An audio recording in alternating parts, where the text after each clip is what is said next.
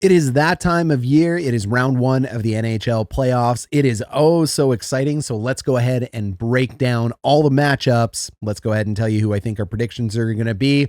Let's look through their offense, defense, power play, penalty kills, and rosters. Rosters are brought to you by theathletic.com. Head over there if you want to take a look at a full breakdown.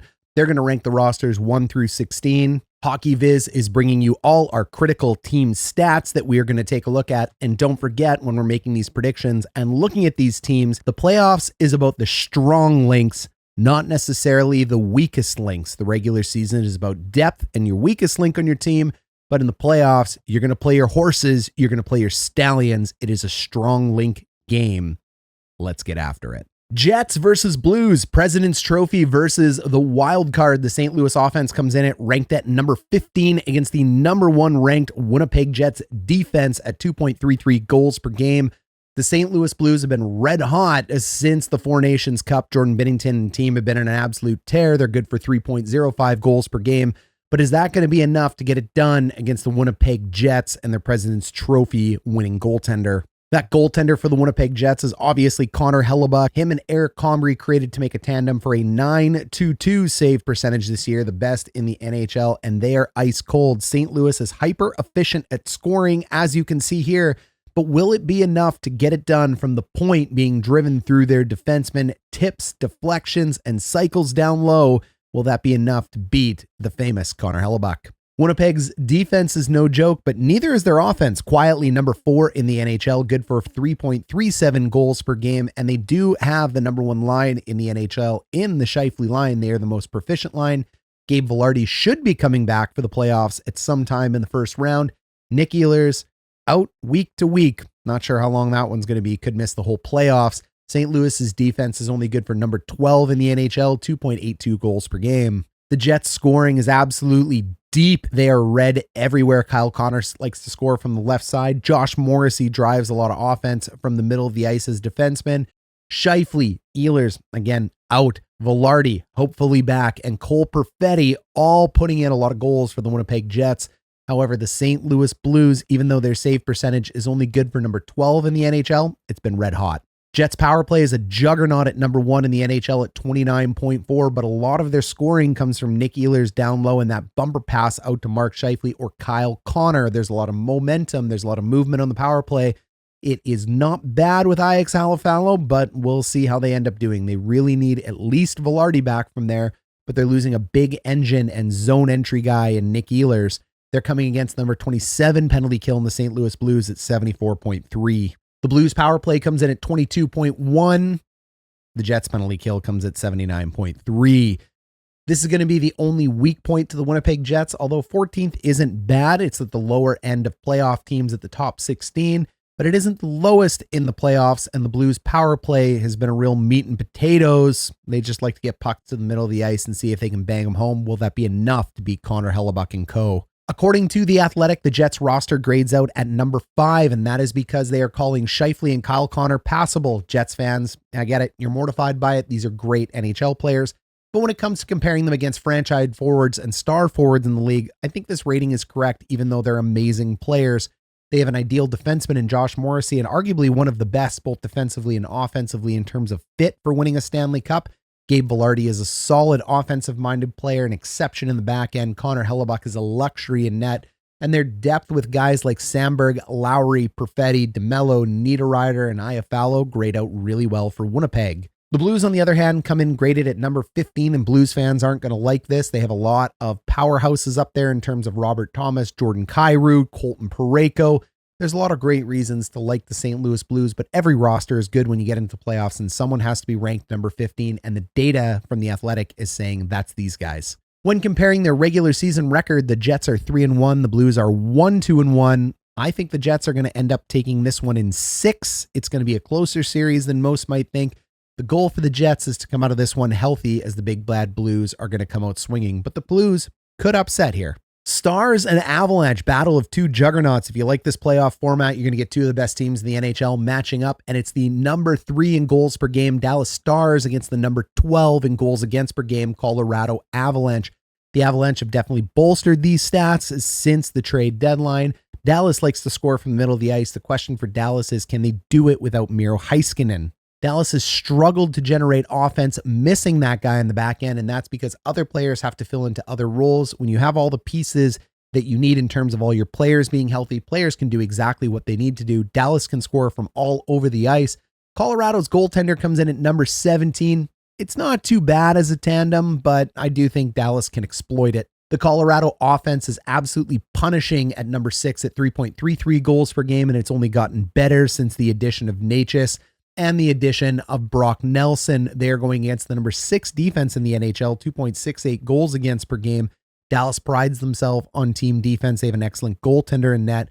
Will that be enough to slow down the greatness of Nathan MacKinnon, Cale Makar, and co? Colorado scoring, no surprise here, is done heavily off the rush through Nathan MacKinnon, Cale Makar, Valeri Nichushkin, and the rest.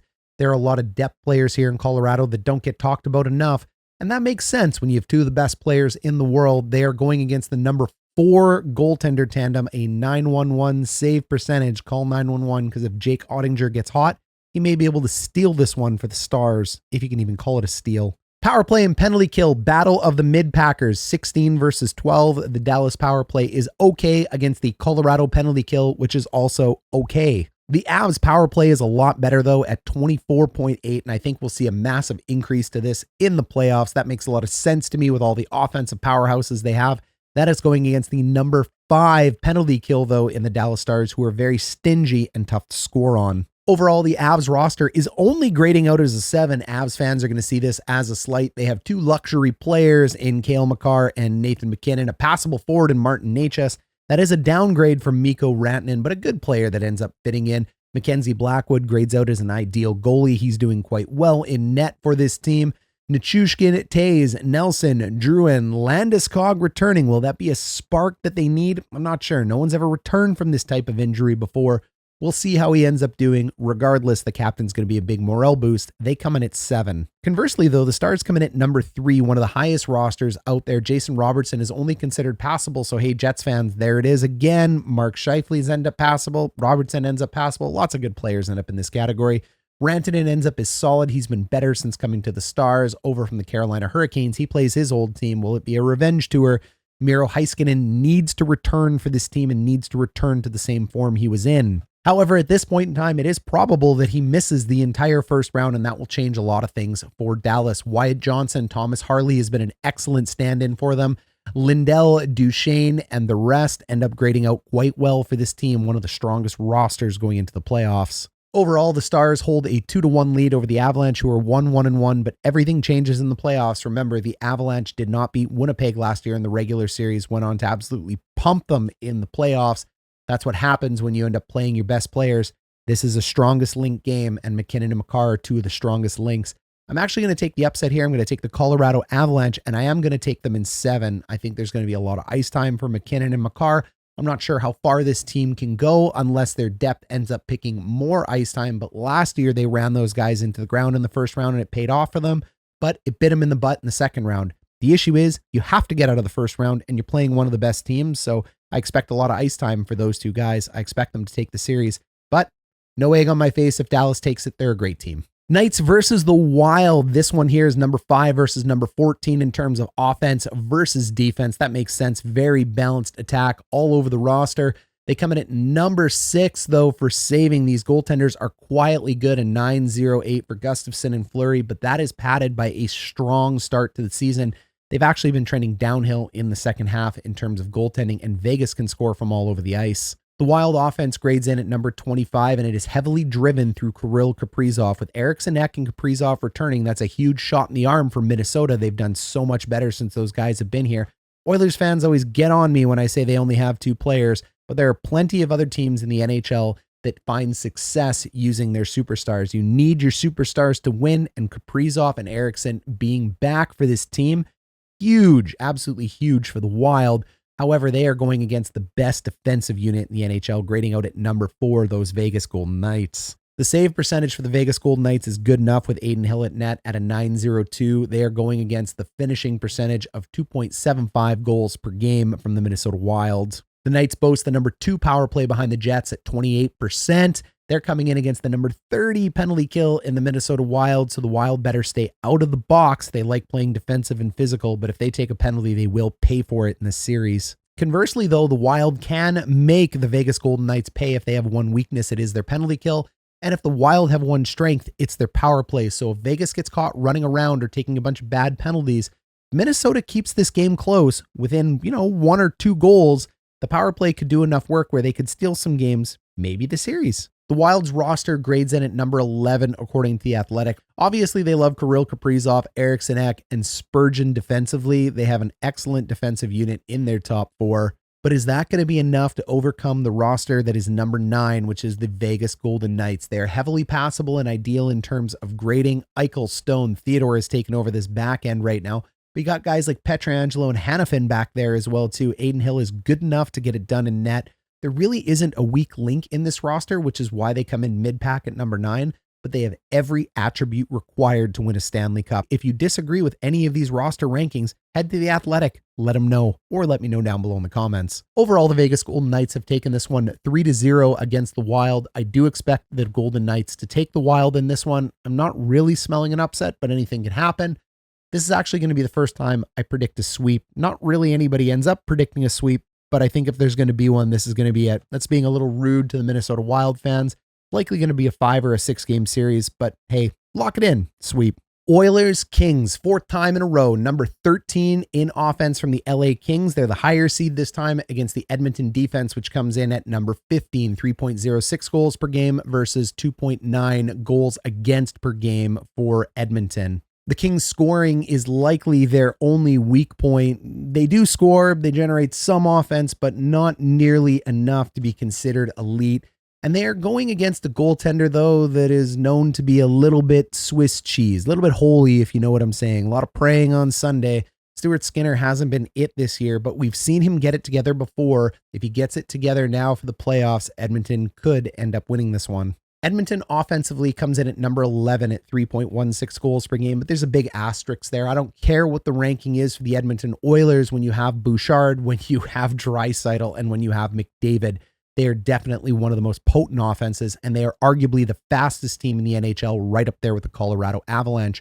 But they're going against the number 2 team defense behind the Winnipeg Jets, the LA Kings, at 2.44 goals per game.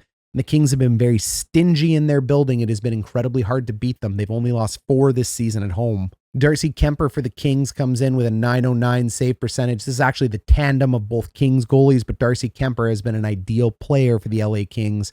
However, there really isn't a goalie out there that is going to stop some of the goal scorers on the Edmonton Oilers. The LA power play is their biggest weak point. Like I said, they don't score a ton of goals, 17.6. However, they are going against a weak penalty kill at 77.9 in Edmonton. The Oilers are coming in at number 11 on their power play this year, and the Kings are coming in at number 7 on the penalty kill. The penalty kill has been the huge bright spot for the Kings. Again, asterisks on the Oilers power play.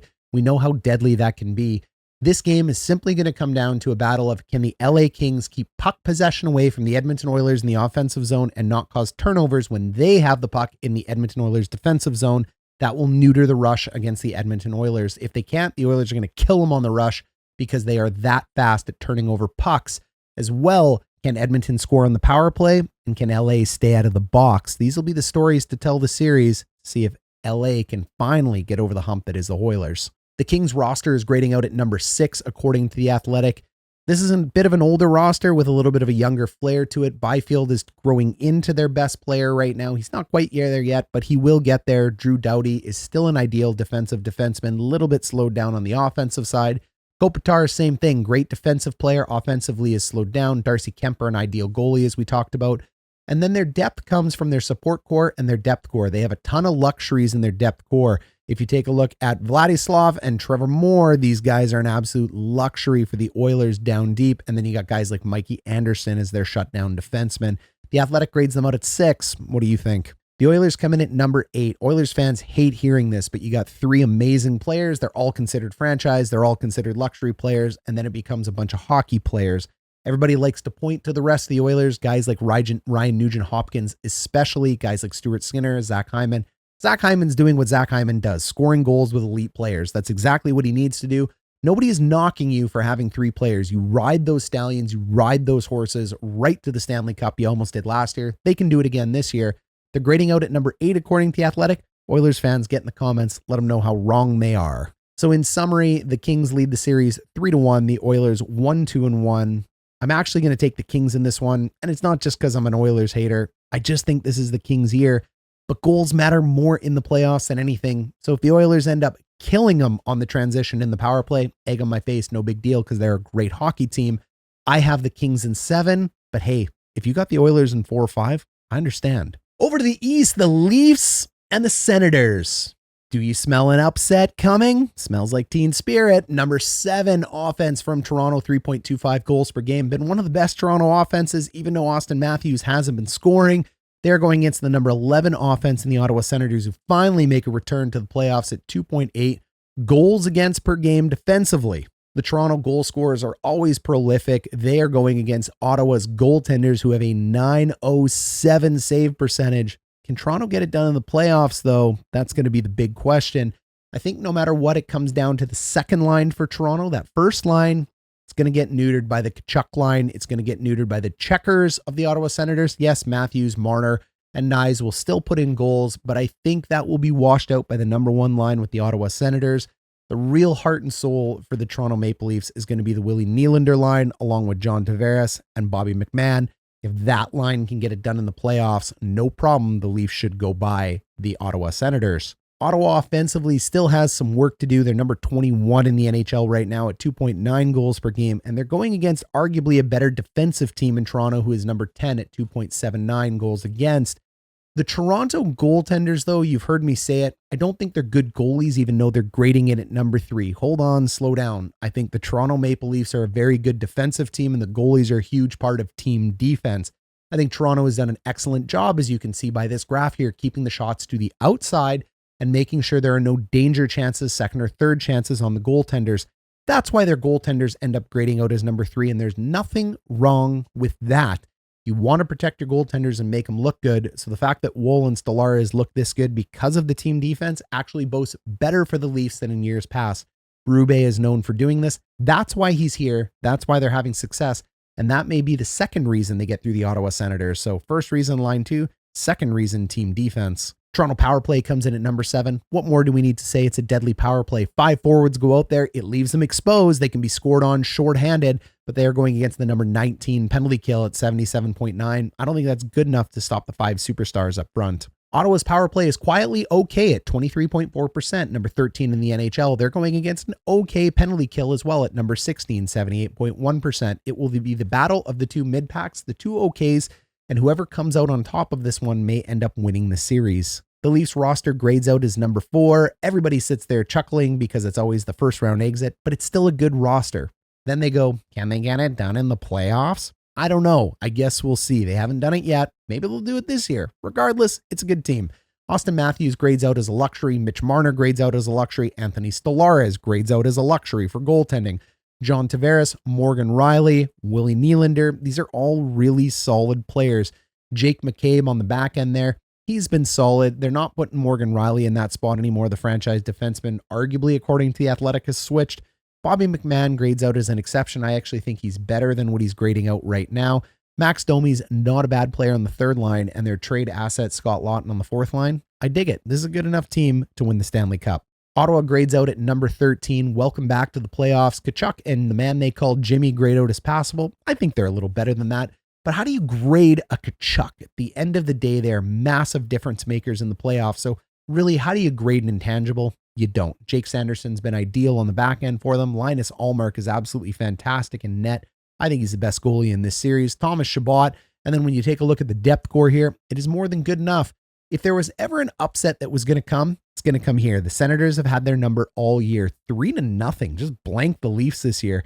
So even though every stat, every analyst, even the eye test tells me the Leafs should win this one, I think this is upset alert series here. The Senators in 7 seems to make sense. I'm still going to be boring. I'm going to take the Leafs in 6. But if you want to bank on an upset, this is where I would do it. Well, the Bolts and the Panthers, baby. Whoo, let's go. Bolts and the Big Cats. Wow. Bolts fans are pissed at me for ranking their team so low. And you know what? Admittedly so, you're probably right. It shouldn't have been that low. My bad. They're a very good team. My challenge with it is when you do these videos is how do you talk about a team that's a little bit long in the tooth now? They're a little bit older. The only times they have won the cup were during shortened seasons and over COVID. They actually haven't got it done in a regular full NHL season, even though they're quite an amazing team. They grade out as number 1 for offense right now, and they are going against the number 7 team defense in the Florida Panthers.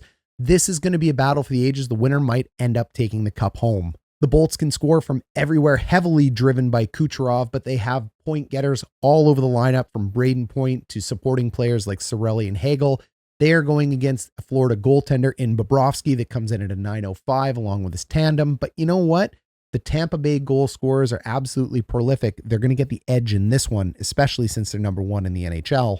Florida only grades in at number 15 in goals per game, 3 goals per game versus the number 3 in team defense. When you got great defense, when you got great offense, things are lining up. So maybe those Bolts fans had something cooking when they said they were ranked too low. 2.62 goals against per game against the number 15 goals for in Florida. But don't sleep on Florida. Stats only tell you so much. Florida is an extremely deep team, and they can find holes in Tampa Bay. The goaltender for Tampa Bay, obviously well-known, grades out as number 2 this year behind the Winnipeg Jets, a .914 save percentage, but Vasilevsky arguably is still the best in the game. Tampa Bay power play, and we know how I feel about power play. It's critically important, comes in at number 5, 26.2% against the number 10 penalty kill at 80.7%. That's not unnormal for a Paul Maurice-led team. Very good penalty kill coach. But Tampa Bay, boy, that power play is deadly. Florida power play is good enough at number 12, 23.5 against the number 6 penalty kill at 81.5.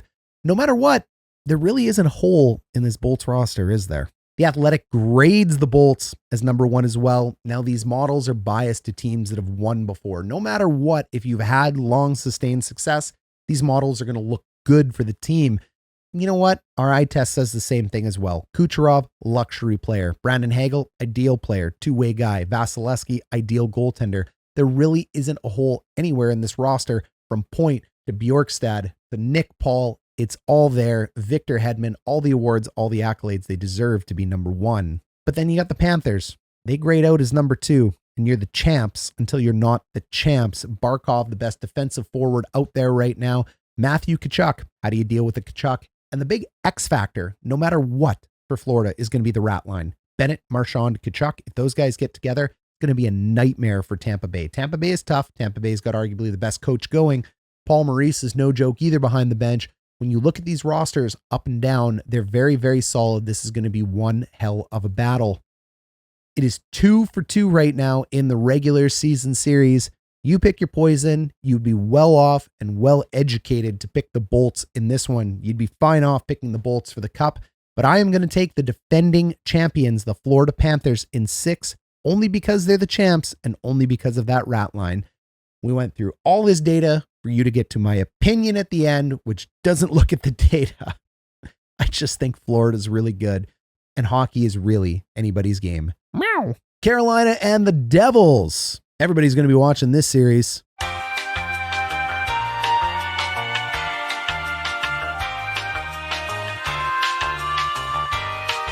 All right, number 8 in offense, Carolina, 3.24 goals per game. Guess what? People think this is a defensive team. Well, it's pretty good offensively too.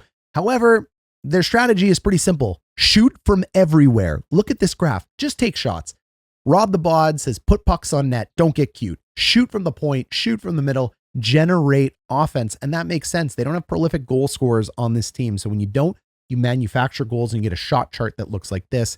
They're going against the number 5 team defense, though, in New Jersey. They block a lot of shots. The Canes scoring, though, even though it is number 8 in the NHL, it is a little bit cold compared to the shots they're putting on net. So even though that heat map looked awesome for shots, they kill you with volume. So if Carolina can get a ton of shots against New Jersey, they're going to get out of this series. Carolina deceptively looks like an offensive team, but really they're just shooting from anywhere. The New Jersey goaltender comes in at 905. This tandem is good enough to get through, but the challenge with New Jersey is going to be in their offense without Jack Hughes. When this team doesn't have Hughes, things just don't fall into place. They may be number 8 in the NHL, 3.24 goals per game, and they're going against a deep Carolina defense, number 5 in the NHL, 2.65 goals per game. But without Hughes, it becomes really a struggle because everybody gets out of their position and has to make up for the offense he provides. They are number 18 in finishing, ice cold around the net. Carolina is number 22 for saving. Their goaltenders have fallen off a little bit this year. But when you have guys like Jacob Slavin in the back end, shut down defensemen like that, sometimes that goes a long way to help these goalies. Number 26 power play versus the number 3 penalty kill. The Carolina power play, and this is what I mean. Yeah, offensively 5-on-5, they're generating chances. But magically, when you get on the power play, you're number 26. That doesn't match up, and that's just a testament to your goal scorers. They're going against one of the best penalty kills in the league in the New Jersey Devils, and this could be why the Devils sneak through this series, but without Jack Hughes, it's going to be tough. The New Jersey power play, quietly, number 3. Deadly power play. They are going against the number 1 penalty kill in the NHL. The unstoppable force meets the immovable object. I'm interested to see who wins this battle. The Canes project out at number 10. They have a lot of ideal forwards. They have a luxury in Seth Jarvis. They really like Jarvis as he grades out. They have a luxury in Jordan Staal. Their goaltender in Anderson, they're considered solid, but we'll see.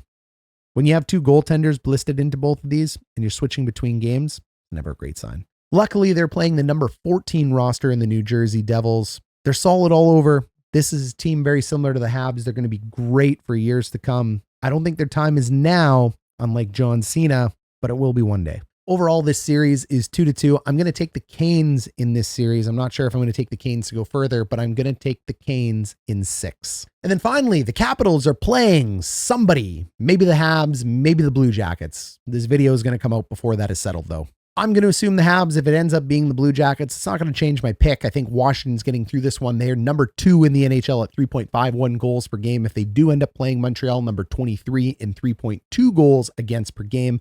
Montreal has come on strong, but the Capitals are just a juggernaut. They're number 2 at the NHL in finishing. Montreal is number 22 in saving right now. That's not fair. Montembeault's a great goalie. The Habs are just learning to play, and they're on the up and up. Montreal's offense comes in at number 17. They are playing against the number 9 team defense. Washington, the wily veteran team, quietly good on offense, quietly good on defense. Very, very good NHL team looking for another cup.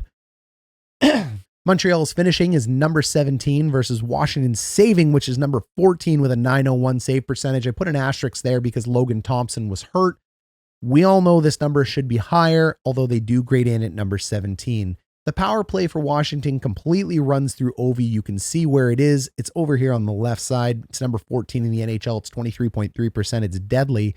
If they do end up playing Montreal, though, they quietly have a very good penalty kill. And if Montreal can neuter that power play of Washington, they got a chance. The Montreal power play is only number 21, and they have Ovi Light, Patrick Laine over on that side. But what they have that's different than Washington is they have a cycle between Suzuki, Caulfield, Slavkovsky. Maybe Demidov ends up getting in there, and Lane Hudson. Those guys will mix and match to make your other 4 players. They play pitch and catch and a lot of mobility there on the right side, waiting for Laine to open up. But sometimes he doesn't need to open up for them to score.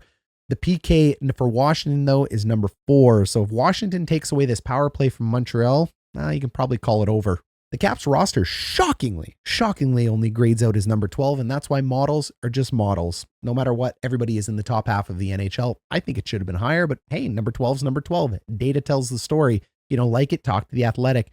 Pierre-Luc Dubois and Tom Wilson are going to be the game breakers for the playoffs for the Capitals. These are big, bad men down the middle, but they're prone to fits and they're prone to temper tantrums. Tom Wilson can see red and do a lot of stupid things. Sure, it can disrupt the other team, but it can also put him in the box, possible suspension. Pierre-Luc Dubois, same thing. He's good with the Caps now, but I mean, sometimes this guy doesn't know what he wants. He's traveled all around. He's always got a complaint. Something's coming around there, but he's had a good year with Washington. We'll see how he does in the playoffs. Ovi's Ovi is always one of the best captains in the NHL. John Carlson, same. Jacob Chychrun has found his footing, and Dylan Strome has been absolutely fantastic. This is going to be a really interesting team to see. They are deep all up and down. Shocked they graded out at 12. The Habs grade out at number 16. Not sure this is fair. Demidov ends up joining them. There's a lot of exceptions coming through here because really the model doesn't know what to do with the kids that haven't played long enough and put up enough of a sample size, I guess, to make this model work. So everybody's an exception. Everybody's red. They end up coming in at 16. That doesn't mean they can't win, though, if they don't sneak in. Overall, the Capitals lead this series with a 2-0-1 lead over the Habs. I'm going to take the Caps here. I'm going to take Caps in 6, but I do think if it ends up being the Habs, they're going to take 2 away from the Capitals. And you never know. Habiton Magic It can happen. It's happened before. They love their Silorenda stories in La Belle Province. Maybe another one's in store for them because they are on the up and up. And if they don't win this year, that's fine. They'll do great next year. All right, that's it. Stay tuned for us. We're going to break down every game as we go forward. We may not get to every game as feverishly as we did before, but we'll get them in. So smash, subscribe, like, stay tuned. Thanks for watching.